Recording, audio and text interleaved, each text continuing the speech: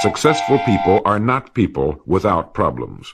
They have, as a rule, just as many problems and largely the same kind as everyone else. The difference is that they learn to solve their problems. Successful living is nothing more than the ability to solve successfully the problems which are as much a part of living as breathing. The degree of our success will be determined by the extent to which we can solve our problems. If you can tell me what you want, I can tell you how to get it. The problem with the great majority of individuals is not with their ability to achieve their goals in life, but rather with the failure to understand two factors vital to successful living.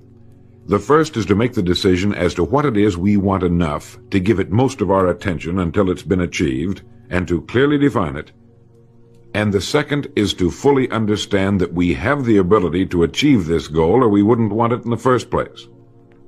The next vital rule to successful living is to understand that our success is won or lost by our ability to serve others. We are interdependent, and it's just as impossible to succeed without serving others as it would be to live in our modern world without others serving us. Our rewards in life will and must always be in exact proportion to our service. It is the misunderstanding of this single law which, in my mind, is responsible for fully 90% of the frustration and discontent we see around us. Now, a lot of people don't like this law, if they're even aware of it, but not liking a law does nothing to change it. The basic laws of nature and economics are unchanging. If we're out of step with them, we are, as Thomas Huxley put it, checkmated, without haste, but without remorse. But to those who know and work with the laws, he said, they are paid with the overflowing sort of generosity with which the strong delight in strength. If a person doesn't like his income, all he has to do is take a good long look at his service. Look where you will find this law in undeviating operation. Our rewards will always be in exact proportion to our service. This is the law, then, that lies as the supporting structure of economics and personal well-being, so fix it in your mind. All attempts to sidestep or in any way avoid this law will result in frustration and failure. So this brings up the question, if what I want is more than I now have, how can I increase my service in order to earn it? Well, whom do we serve? We serve people. So let's take a moment to try to understand people. The more we understand them, the better we can serve them. I think of an adult human being as a grown child, doing his best to play for the first and last time on earth this game called life. The extent to which he learns the rules of this mighty game will determine his success. But right here we run into an historic and exasperating fact. People down through the centuries have, with the most amazing consistency, divided themselves into two groups. One group contains about 5% of any given population. The other group contains the remaining 95%. Neither of these two groups is any better than the other. But one thing separates them. The big group, the one containing about 95% of the people, never seems to get the word, while the smaller group, the 5%, does. Now, what do I mean by getting the word? I mean about 95% of the people never quite understand, emotionally or intellectually, that we as individuals control, to an altogether unsuspected extent, our lives here on earth. That each one of us is the architect of the structure fashioned by our years. You see, all of us want the same things, but only about 5% figures out how to get them. Within each of us burn two unquenchable ambitions: to serve importantly and to gain financial independence. Both of these worthwhile goals are within the reach of all of us, man or woman, but according to statistics, only about 5% achieve both of them. Why? Let's look at it logically. Every human being has a tendency to think, act, and talk like those by whom he is surrounded. This is environment, and it exercises an enormous influence on our lives. We've already pointed out that 95% don't seem to get the word in life. Then it follows that in the case of any given individual, the odds are 95 to 5 that he is surrounded by the larger group. And since a body in motion tends to remain in motion until acted upon by an outside force, that he will continue to conform to his group unless we can do a better job of serving him through knowledge.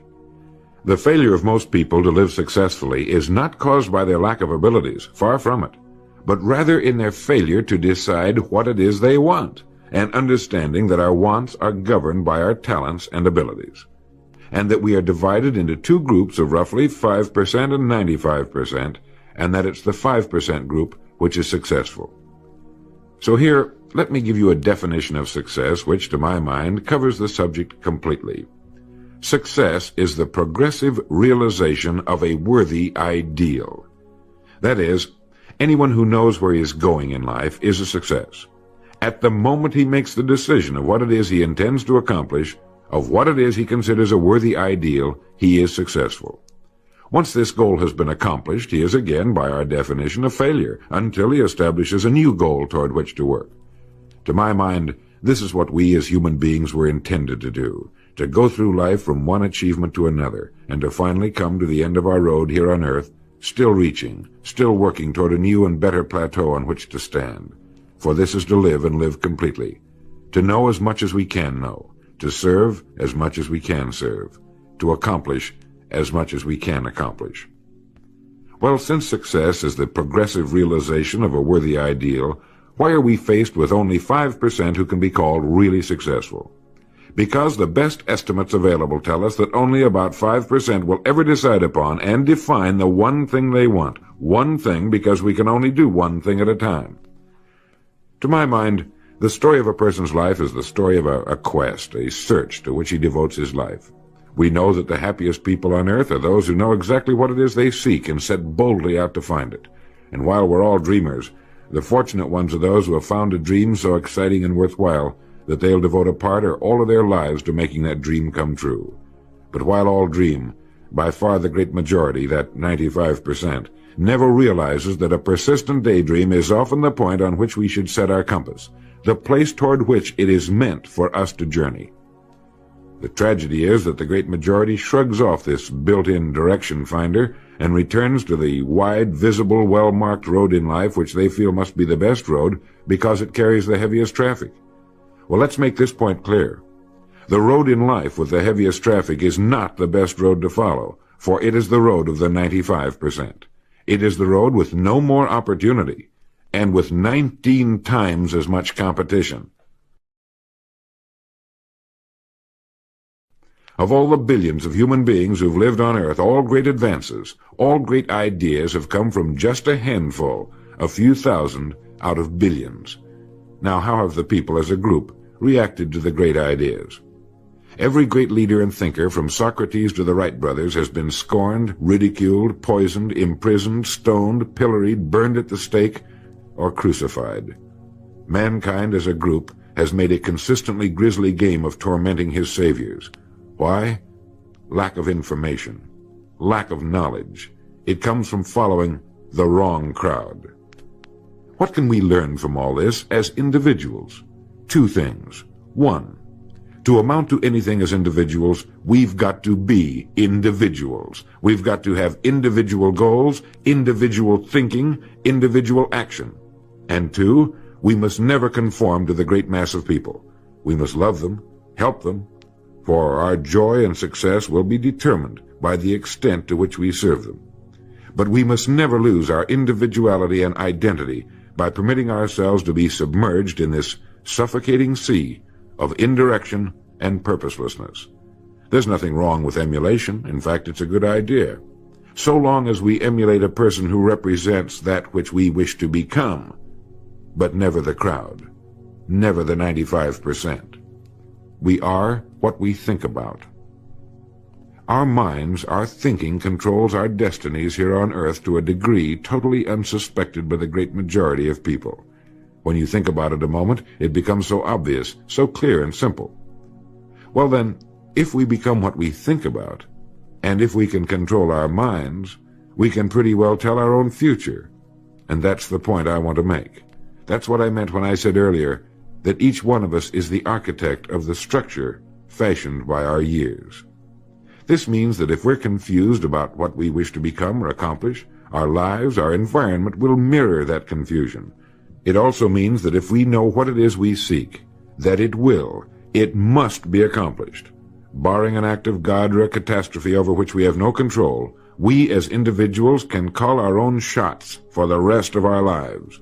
We can know what it means to go through life from one success to another, to play life according to the rules and reap the rewards. We can know what it means to have peace of mind and live calm, cheerful, successful lives. You are at this moment the sum total of your thoughts to this point, for there is nothing else you can be. And 5 years from now, you can be and have anything you set your entire mind and heart upon. Succeeding in life has always been a matter of doing that which the great majority does not do. Now let's keep this in mind as we get into this business of goals. It isn't that I want to make an invidious comparison between the 5% and the 95%, not at all. That's just the way it is. And if we don't recognize it, it will be to our cost. At the beginning of this record, I made the statement, if you can tell me what you want, I can tell you how to get it. You see, the trick is not in achieving our goals, it is in establishing them. A ship would never leave a harbor if it did not have a destination. An industrial plant would never open its gates if it did not have a product or a purpose. Football would not be played without goalposts, nor would baseball without a home plate. Every business operates for a purpose. Every game has a reason. Getting back to the analogy of our ship, if you were to climb to the navigation bridge and ask the captain the name and location of his next port of call, he would tell you immediately. There's not the slightest doubt in his mind. Can you tell anyone your destination just as quickly and in one sentence? The captain of the ship knows that he can arrive at only one port at a time. He knows that it's impossible to arrive at two. Do you know that? He also knows that his destination will be invisible for fully 99% of his voyage, but he knows it's there, and that he'll reach it, barring an unforeseen catastrophe, if he will just keep doing certain things a certain way every day. One fine morning his destination will appear on the horizon. He'll sail into port, his voyage successfully completed. When his business has been accomplished, he'll then sail to another predetermined port of call, and this will take him and his ship from one success to another for the rest of both of their lives.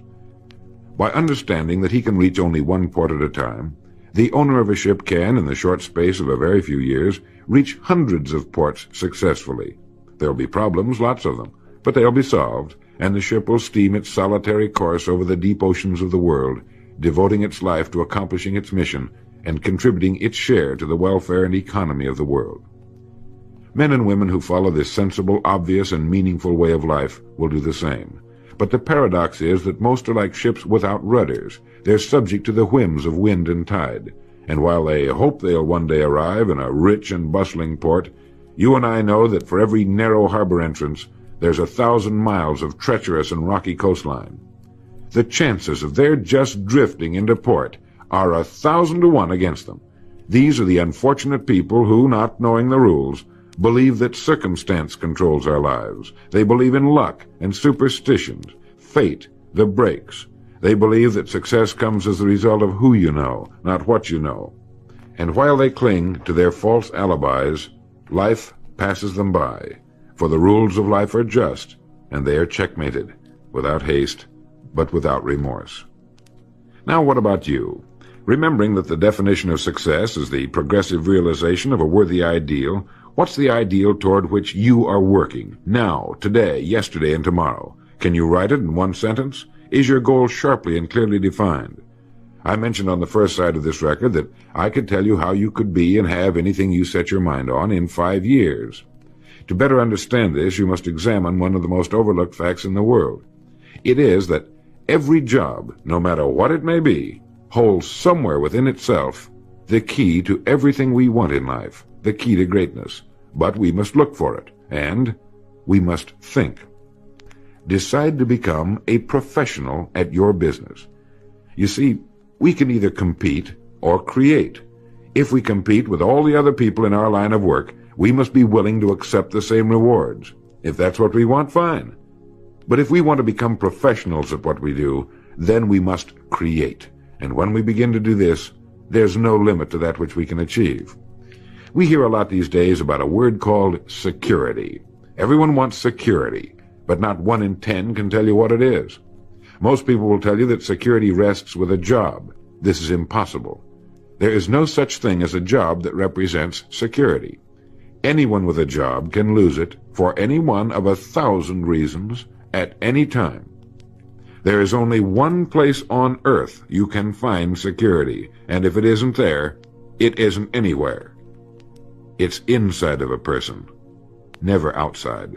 If a man has security inside, where it belongs, his wife and children can feel it when he sits down to eat with them, and they're warmed by it. If a man has security inside where it belongs, you can see it walking down the street, and you can feel it when he enters a room. That's security, and you can't take it away from him. You can take away his money, his home, everything but a wife who's willing to start over, and most of them are, and drop him anywhere in the country. Go back in a year, and he'll be doing just as well as when you found him the first time. You can't keep a good man down, no matter what you do to him. Like cream on milk. You can shake it all day, but just set it down for a while, and it'll bounce right to the top again. This man or this woman has security, where it belongs. And do you know where it comes from? It comes from doing what we do for a living surpassingly well. It comes from being a pro in a world of amateurs.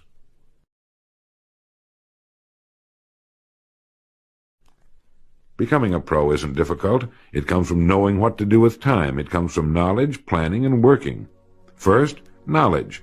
This means learning everything we can about what we sell, learning everything we can about people, since that's who we sell, and learning everything we can about selling, since that's our profession. What we sell, who we sell, and how to sell. Those three subjects would fill a large library, but we can take things one at a time, and by devoting an hour a day to study, we can become outstanding professionals in 5 years or less. And it's the professionals in this business who can write their own tickets, good times or bad. They can live where they choose, and being professionals, work when they choose. Second, planning. This means writing down the specific goal we're now working toward. It means writing in detail about the first port of call we want to reach, realizing that we can only reach one at a time. It means selecting the income we feel will represent financial independence to us. Once this has been selected, we know exactly what we must do in order to reach it. As soon as our first goal has been reached, we can set a new one. The person who does this is the person people call lucky. Good things just seem to happen to him. The so-called breaks start coming his way. But it's a result of planning and working positively that attracts the good things to us. I can't emphasize too much the importance of describing your goal in detail. If it's a beautiful new home, get the actual plans, or at least an elevation drawing of the home, and carry it with you so that you can look at it regularly. If it's a certain amount of money, write down the specific amount for the coming year to the penny, and then work your plan. Whatever your goal may be, write it down in detail. Then you're like this ship. You're on course, and you'll reach more successful ports in a few years than most men do in a lifetime. And third, working. Working more than the average, if we're going to achieve more than average results, is necessary, of course. But with proper planning and with knowledge, it seems easy. Moreover, to work, we need energy, and energy is inextricably linked to desire. Unless we have a desire to do a certain thing, we find ourselves without the energy. But you will never find desire without energy. Once our goal has been crystallized in our minds and we realize that we become what we think about, our doubts vanish as to whether or not we can achieve our desired ends, and with the picture of our dream in our mind, we have abundant energy. Compared with what we ought to be, we're only half awake. Our fires are damped, our drafts are checked. We're making use of only a small part of our possible mental and physical resources. Stating the thing broadly, the human individual thus lives usually far within his limits. He possesses powers of various sorts which he habitually fails to use. He energizes below his maximum, and he behaves below his optimum. And then he wrote, "Excitements, ideas, and efforts, in a word, are what carry us over the dam." He goes on in this excellent essay to point out that we have deep reservoirs of abundant energy that we habitually fail to use, and that by pushing past the first false feeling of fatigue, we will find an exhilarating second wind that will take us to our goals. This is why in studying the lives of the world's great men and women, we find they seem to be indefatigable. Work meant nothing to them, because what they were doing, where they were going, filled their entire worlds. Frequently, people find it difficult to establish a goal toward which to work. Realizing that we cannot be successful without a goal, here's a good way to solve the problem. Get off by yourself and where you can think without being disturbed. Then write on a sheet of paper a complete description of the person you would like to be and the things, in being this person, you would have. Once this has been done, start acting the part of the person you wish to become. Carry, as often as you can, a clear mental image of the person you want to be, and begin to be that person. Soon this will become so knit with habit, it will lead you without fail to the goal you seek. You see, when you begin to do this, you're using your greatest power, your mind, and you will become what you think about. The only thing about a man that is a man is his mind. Everything else you can find in a pig or a horse. Think about that line until you know what it means. The only thing that sets us apart as human beings is our divine minds. Everything that means anything to us, our love of our families, our faith, our dreams, our talents and abilities, our religion, everything we know, is connected to us solely through our minds. Our minds represent our hope and our future. Yet, as a rule, it is the last place the average person will turn to for help. Your mind contains riches beyond belief, but you must prospect this rich and largely unexplored continent, and the only way it can be prospected is by systematic study and systematic thinking. Your mind is like a muscle. It will develop only to the extent that you use it, no more. By devoting an hour a day to study, you're building your mind into a powerful and creative servant. If you only do this 5 days a week, it comes to 260 hours a year. That's 1,300 hours in 5 years, or the equivalent of 162 8-hour days devoted to study and research. Believe me, if you'll do this, in 5 years you'll be one of the most accomplished professionals in your field, and you'll have the world on a string. You will virtually be able to write your own ticket. The average man works 8 hours a day, about 50 weeks a year, for 40 years. That's time enough to become great at anything. The time will pass anyway. We might as well reap the rewards. So now, let's sum up and reduce the whole thing to a workable formula, a set of rules for this game of life that cannot fail to take us to where we wish to go. The first and most important thing to remember is the rule that controls our life. We become literally what we think about. This means that we must establish a worthwhile goal toward which to work, a goal that will occupy our minds most of the time. This goal should be written out or illustrated. We should look at it and restate our purpose every morning, every night, and as many times during the day as we can. We must fully understand, emotionally as well as intellectually, that whatever it is we set our heart upon will become real in our lives. We must also remember the law that lies as the basic foundation for all economics and personal well-being as well.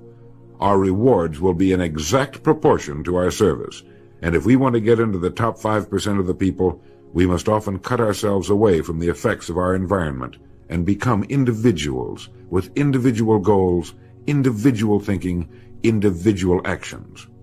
We must realize that our daily work contains more opportunities than we could develop in a lifetime, and that our job contains within itself the key to greatness, the road to everything we could possibly want in life for ourselves and our families. We must realize, too, that security can be found in one place only, inside of us. If it isn't there, it isn't anywhere. And the only road to security lies in doing what we do for a living, surpassingly well. And lastly, that we must become professionals at what we do, and that becoming a pro involves knowledge, planning, and working. Knowledge of what we sell, who we sell, and selling. Planning by establishing the goal, which automatically establishes our work pattern. The great salesman is like the great golfer. It looks easy the way he does it, because it is easy the way he does it. But it took time, dedication, and work in its accomplishment. Is it worth it? You bet it is. P.G. Hamilton once wrote, "Let's be different. A strong life is like that of a ship of war, which has its own place in the fleet and can share in its strength and discipline, but can also go forth alone to the solitude of the infinite sea. We ought to belong to society, to have our place in it, and yet be capable of a complete individual existence outside of it. And remember the strangest secret, will you? You are now, and you will become what you think about."